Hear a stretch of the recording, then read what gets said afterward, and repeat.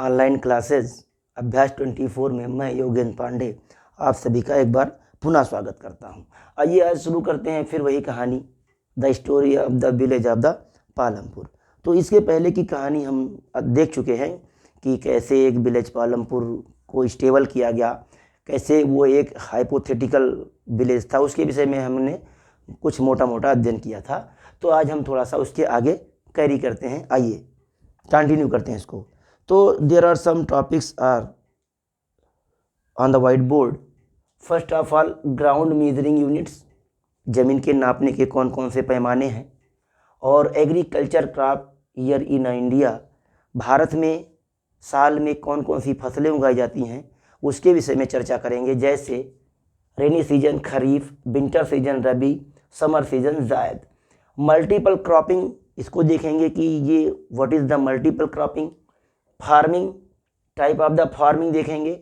और फिर देखेंगे traditional and the modern farming, यानी परंपरागत कृषि कैसे होती थी और आज वर्तमान समय में कृषि के कौन कौन से संसाधन, कौन कौन से रिसोर्स हैं जिनके विषय में और अध्ययन करेंगे और उनका उपयोग। तो इस तरीके से कुछ एक टॉपिक है इधर जिसके विषय में हमें चर्चा करनी है। तो आइए शुरू करते हैं, the story of the village of Palampur. Let's see. तो first of all ground measuring units, the standard unit of measuring land is hectare.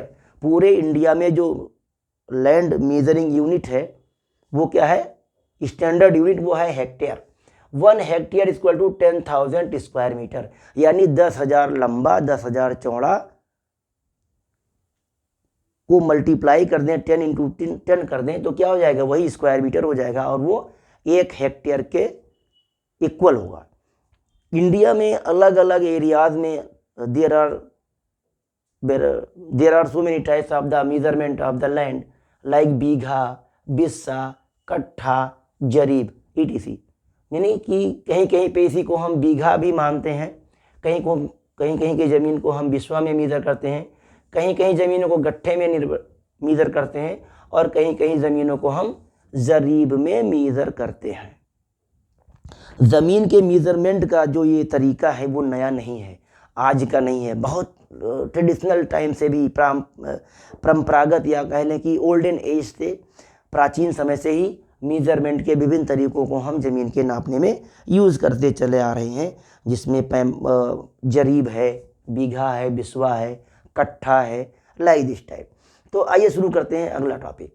It most part of the India, Bharat के अधिकतर हिस्सों में the units used for agriculture land measurement by farmers. अब भारत के भिन्न भिन्न क्षेत्रों में जो किसान हैं वो मेजरमेंट के अलग अलग स्टैंडर्ड को अडॉप्ट करते हैं। क्लियर।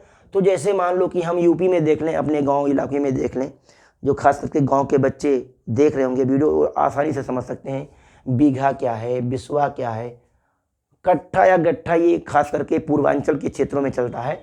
और जरीब ये नई चीज़ है, ये लोहे की जंजीर होती है जो काफ़ी लंबी होती है, उसी को जरीब बोलते हैं, जिससे ज़मीन की खेत की लंबाई चौड़ाई को मीज़र करते हैं, लेंथ को मीज़र करते हैं। एक बिस्वा बराबर, यानी 1 बीघे में 20 बिस्वा होता है, 1 बीघे में 20 बिस्वा होता है। तो इस तरीके से मेजरमेंट के सिस्टम है, स्टैंडर्ड है। Agriculture crop year in India, Bharat में एग्रीकल्चर पूरे साल में कौन कौन से क्रॉप उगाए जाते हैं कृषि में, उसके विषय में देखते हैं। The agriculture crop year in India is from July to June, यानी जुलाई से शुरू करके हम लोग जून तक खेती करते हैं। भिन्न भिन्न फसलों को इन पूरे 11 महीनों में हम उगाने का प्रयास करते हैं, उगाते भी हैं। Agriculture seasons are classified into mainly 3 cropping seasons. 3 भागों में हमने इसको डिवाइड किया है। जो भारत में कृषि का सीजन है उसको हमने 3 भागों में क्लासिफाइड किया है। पहला है रेनी सीजन, यानी खरीफ की फसल। रेनी सीजन में क्या है, अभी इस समय देखिए धान लोग लगाए हुए हैं, तो वो कौन सी फसल होगी, वो खरीफ की फसल होगी। और विंटर सीजन रबी की फसल, ये मोस्टली ठंडक में होती है, अक्टूबर से लेकर के मार्च में। समर सीजन जायद की फसल, ये इसका जो टाइम पीरियड है वो मार्च से जून है। तो सबसे पहले रेनी सीजन को देख लेते हैं। बरसात वाली फसल क्या है? खरीफ है। इसका जो टाइम पीरियड है जुलाई टू अक्टूबर, यानी जुलाई में इसकी हम फार्मिंग शुरू करते हैं और अक्टूबर तक इसकी सारी हार्वेस्टिंग की जो प्रोसेस वो फिनिश हो जाती है, यानी रोपाई से लेकर के और मड़ाई तक। क्रॉप्स कौन कौन सी फसलें हम इसमें कौन कौन सी उगाते हैं इस सीजन में? तो ज्वार है, बाजरा है, पैडी धान, राइस जिसको बोलते हैं, मैज़ है, मक्का, कॉटन है, शुगर केन, टोबैको। ये जो कुछ आप यहाँ पर फसलें देख रहे हैं, ज्वार, बाजरा, मक्का, धान, गन्ना, तंबाकू, ये सारी फसलें मोस्टली रबी सीजन की फसलों में उगाई जाती हैं। विंटर सीजन की कौन सी फसल है? विंटर सीजन का मतलब रबी की फसल। तो इसका जो टाइम पीरियड है अक्टूबर टू मार्च। अब यहाँ देखिए जुलाई से अक्टूबर तक हम क्या करते हैं? इसकी रोपाई कर लेते हैं, इसकी मतलब हार्वेस्टिंग पूरी कंप्लीट कर लेते हैं। अब अक्टूबर से मार्च तक के हम रबी की फसल की हार्वेस्टिंग शुरू करते हैं। तो इसमें कौन कौन सी फसलें उगाते हैं? गेहूँ, जौ, वीट, बैरली, ग्राम, चना, सरसों, मस्टर्ड, दालें, पल्सेस, पोटैटोज, आलू, मतलब कुकम्बर, आलू, और मतलब इस तरीके से बहुत सारी फसलें हम कब उगाते हैं? तो ये फसल किसकी है? रबी की। और इसको हम कब इसकी फिनिशिंग हो जाती है इस फसल की? तो इसकी फसल की जो फिनिशिंग है वो मार्च तक, अप्रैल आते आते सारी फसलें सारी हार्वेस्टिंग कंप्लीट कर ली जाती है।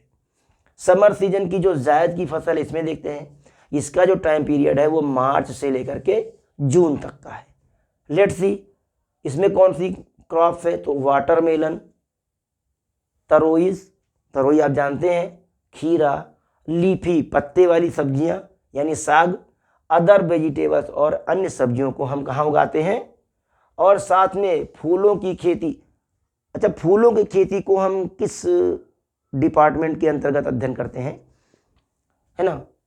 जैसे जो फसलों का डिवाइडेशन हमने अलग अलग सेगमेंट में किया है, तो फ्लावरिंग को हम किस सेगमेंट में उगाते हैं, या फ्लावरिंग से संबंधित जो स्टडी है वो एग्रीकल्चर साइंस के किस स्ट्रीम में करते हैं, ये आप कमेंट बॉक्स में बताएंगे। वैसे आप लोग बहुत लेज़ी टाइप के हैं, कभी आपने कमेंट नहीं किया। जो भी क्वेश्चन मैं क्वेरी करता हूँ, तो क्वेश्चन क्वेरी करने से और क्वेश्चन का आंसर देने से एक फ़ायदा ये होता है, जो चीज़ें आप नहीं जानते हैं उन चीज़ों को आप सर्च करके, खोज करके जब आप कमेंट करते हैं तो उससे आपका क्या होता है? नॉलेज आप गेन करते हैं। क्यों? क्योंकि विज्ञान आओ करके सीखें। यदि आप खुद करेंगे कोई चीज़ तो वो चीज़ ज़्यादा इम्पैक्ट डालेगी आपके मस्तिष्क पे, आपके दिमाग पे, और आपकी जो रीजनिंग पावर होगी वो इम्प्रूव होगी। तो ये स्टूडेंट के लिए ये मस्ट है कि वो अपनी रीजनिंग पावर को इम्प्रूव करें, यानी माइंड की मेमोरी को शार्प करें। तो कैसे करेंगे? जब कोई चीज़ हम खोज करेंगे, सर्च करेंगे, रिसर्च करेंगे, तब वो चीज़ें हमारे माइंड में एक बार फीड हो जाएंगी, तो फिर कभी लाइफ टाइम भूल नहीं सकती हैं। तो आपको बताना है कि जो ये फ्लावरिंग कल्चर है, एग्रीकल्चर है, इसको एग्रीकल्चर के किस स्ट्रीम के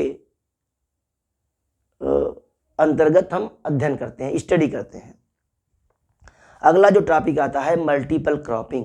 मतलब क्या? एक समय में एक ही खेत में कई तरीके की फसलों को हम उगा लेते हैं। जैसे अभी ठंडक के सीजन में देखिए, हमने उसी में सरसों भी लगा दिया, हमने उसी में मटर भी लगा दी, हमने उसी खेत में चना भी लगा दिया। तो इससे क्या है?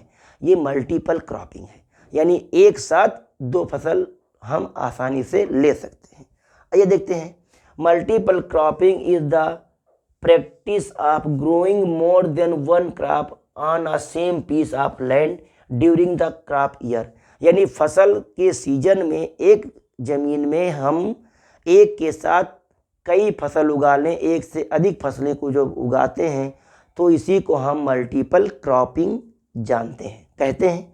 जैसे मान लीजिए कि आपने चना लगा दिया, चना में आपने सरसों लगा दिया, आपने मटर उगा दिया, खेत में उगाया है, उसी में आपने लाही भी लगा दी, सरसों भी लगा दी। तो इस तरीके से क्या हो गया कि एक ही टाइम पीरियड में आपने दो फसलों को उगा लिया। इसी को कहते हैं मल्टीपल क्रॉपिंग। फार्मिंग देखते हैं कि ये क्या है भाई, कौन सी नई चिड़िया का नाम फार्मिंग है। Farming provide essential amenities, means farming ऐसी सुविधा है जो हमको बहुत सारी फैसिलिटीज़ अवेलेबल कराती है, यूटिलिटीज़ अवेलेबल कराती है। अब कौन कौन सी यूटिलिटीज़ हैं, फैसिलिटीज़ हैं? Like food for the people and fodder for the animals, भोजन इंसान के लिए और चारा जानवर के लिए। It also provide the main source of raw material, इसके अतिरिक्त और क्या करता है, ये प्रोवाइड करता है रॉ मटेरियल, किसको? द सेकेंडरी सेक्टर यानी मैन्युफैक्चरिंग इंडस्ट्रीज को। एग्रीकल्चर प्राइमरी सेक्टर का उद्योग है और इस एग्रीकल्चर सेक्टर में या प्राइमरी सेक्टर में जो रॉ मटेरियल उगाए जाते हैं उसको हम सेकेंडरी सेक्टर में फिनिश गुड के रूप में कन्वर्ट करते हैं। अब जैसे देखिए, शुगर केन हमने कहाँ उगाया? शुगर केन हमने प्राइमरी सेक्टर में उगाया, यानी कि एग्रीकल्चर में हमने शुगर केन को उगा लिया। अब हम क्या करेंगे? गन्ने से या तो गुड़ बनाएंगे, जरगरी बनाएंगे या फिर चीनी बनाएंगे। तो चीनी बनाने के लिए हम इसको कहाँ ले जाएंगे? सिंपल सी बात है कि शुगर फैक्ट्री में ले जाएंगे। तो जो शुगर फैक्ट्री होगी वो सेकेंडरी सेक्टर में आएगी। शुगर फैक्ट्री किस में आएगी? सेकेंडरी सेक्टर में आएगी। अब देखिए, चिप्स तो सारे खाते हैं, अंकल चिप्स फेमस चिप्स है। पोटैटो चिप्स का सबसे बड़ा रिसोर्स क्या है? पोटैटोज है। तो पोटैटोज हम कहाँ उगाते हैं? पोटैटो सिंपल सी बात है कि इसको हम प्राइमरी सेक्टर में उगाते हैं और प्राइमरी सेक्टर के बाद इसको हम कहाँ ले जाते हैं भाई? चिप्स बनाने के लिए फैक्ट्री यानी कि सेकेंडरी सेक्टर में इसको हम यूज़ करते हैं। यानी मैन्युफैक्चरिंग इंडस्ट्रीज़ के थ्रू हम चीनी बनाते हैं, चिप्स बनाते हैं और बहुत सारी चीज़ें हम यूज़ करते हैं। नेक्स्ट टॉपिक आता है ट्रेडिशनल एंड मॉडर्न फार्मिंग। ये क्या है? ये है परंपरागत कृषि और आधुनिक कृषि। परंपरागत कृषि क्या होती थी? पहले टाइम पीरियड में लोग हल बैल से खेती करते थे। मेरे टाइम पीरियड में तो ऐसा बहुत था यार, हमारे यहाँ खुद एक जोड़ी बैल और हल होता था, उससे लोग खेती करते थे। Use of traditional seeds in agriculture, खेत में हम क्या करते हैं? पारंपरिक बीजों का यूज करते हैं। जैसे पारंपरिक बीज क्या मतलब? एक बार हमने फसल उगा ली, फिर उसी फसल का कुछ पार्ट हम नेक्स्ट फसल के लिए उगाने के लिए रख देते हैं। लेस इरिगेशन, इसमें क्या क्वालिटी है? सबसे कम सिंचाई की जरूरत पड़ती है। लेस इरिगेशन यानी जो परंपरागत कृषि होती है उसमें कम इरिगेशन, कम सिंचाई की जरूरत पड़ती है। यूज ऑफ काउ डंग, गाय के गोबर का प्रयोग करते हैं।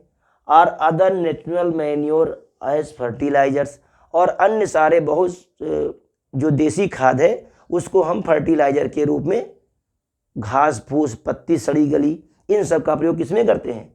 मैन्योर के रूप में करते हैं, खाद के रूप में करते हैं। काउ डंग का मतलब केवल गाय का गोबर ही नहीं भैया, अरे भैंस का भी हो सकता है, बैल का भी हो सकता है ना। तो इन सबको जैविक फर्टिलाइजर के नाम से जानते हैं और इसका प्रयोग हम कहाँ करते हैं? ट्रेडिशनल फार्मिंग में करते थे, पहले करते थे, अब भी करते हैं। यूज ऑफ ट्रेडिशनल प्लाउ, जोतने का पुराना तरीका, हल और बैल के साथ जुताई करते हैं। Irrigation from wells, rain, rahat, pond ETC, मतलब जो सिंचाई का काम करते हैं हम ट्रेडिशनल फार्मिंग में, उसमें कुएं से सिंचाई करते हैं, रिवर नदी से, रहट भी एक तरीके से सिंचाई का मीडियम है। पानी को हम कुएं से बाहर निकालते हैं रहट के माध्यम से। उसमें बैल होता है और बैल ऐसे चारों तरफ, जैसे यहाँ पर ये कुआं है, ये बैल बना हुआ है, ये सारा ये कुआं है। अब यहाँ पर इस पे एक सिस्टम बना होगा ऐसे चरखे पे, जिसमें बहुत सारे ड्रम लगे होंगे, पानी वाले ड्रम लगे होंगे, ऐसे चैन पे पानी वाले ड्रम लगे होंगे। और ये ड्रम आगे यहाँ पर नाली बनी होगी और इसको यहाँ पर ऐसे एक सिस्टम बना होगा जिसको हम चरखी बोलते हैं, घिरनी बोलते हैं। और यहाँ पर बैल लगे होंगे। ये बैल क्या करेंगे? ये बैल क्या करेंगे? इस चरखी को, जब ये बैल चलेगा तो ये चरखी या घिरनी अपने आप राउंड करती चलेगी ऐसे ऐसे, और इस पर जो चैन ये चढ़ा हुआ है, ये जो ड्रम है, इसमें पानी ऐसे कुएं के अंदर ये इधर से जाएगा और इधर से ऐसे आता रहेगा। इस तरीके से ये पूरा सर्किल बन जाएगा और पानी इसी कुएं नाली में गिर गिर के सीधे खेतों में चला जाएगा। तो ये है राहट। अब मॉडर्न फार्मिंग में देखते हैं, use of high yielding HYB seeds in agriculture, यानी हाइब्रिड सीड का अब हम प्रयोग करने लगे। मॉडर्न फार्मिंग में क्या करते हैं, हाइब्रिड सीड का प्रयोग करते हैं। मोर इरिगेशन रिक्वायर्ड, जब हाइब्रिड सीड का प्रयोग करेंगे तो हमको सिंचाई के रिसोर्स भी बढ़ाने पड़ेंगे, क्योंकि इसमें सिंचाई बहुत ज़्यादा रिक्वायरमेंट होती है इसमें। यूज़ ऑफ केमिकल फर्टिलाइजर्स, इसमें हम क्या करते हैं, रासायनिक खादों का प्रयोग करते हैं। एंड पेस्टिसाइड्स, यानी कीटनाशकों का प्रयोग करते हैं। रासायनिक खाद और कीटनाशकों का प्रयोग हम कहाँ करते हैं, मॉडर्न फार्मिंग में करते हैं। यूज ऑफ मशीन्स, आप देखो हार्वेस्टिंग के लिए हम क्या करते हैं, ट्रैक्टर का प्रयोग करते हैं, कंबाइन जैसी मशीनों का प्रयोग करते हैं मड़ाई करने के लिए। और irrigation through tube wells and pumping set and canals, यानी कि मॉडर्न फार्मिंग में जो सिंचाई का मीडियम होगा वो क्या होगा, ट्यूबवेल्स होंगे, कुएं से पानी होगा, लेकिन वो मशीनरी सिस्टम से जो ग्राउंड वाटर उसको हम बाहर लाते हैं। पंपिंग सेट, इंजन, आपने देखा होगा कि गांव में बहुत सारे इंजन पंपिंग सेट लगे होते हैं, और अब तो सरकार ने और भी प्रयास कर दिया है। कैनाल्स, तो नहरों के माध्यम से हम सिंचाई करते हैं। तो इस तरीके से ये जो मॉडर्न फार्मिंग है उसमें इरिगेशन का जो तरीका है वो है ट्यूबवेल और पंपिंग सेट। इसके बाद अभी इसमें एक टॉपिक और आएगा, वो आई थिंक लास्ट टॉपिक होगा। तो मेरे साथ बने रहने के लिए आप लोगों को ए लॉट ऑफ थैंक्स।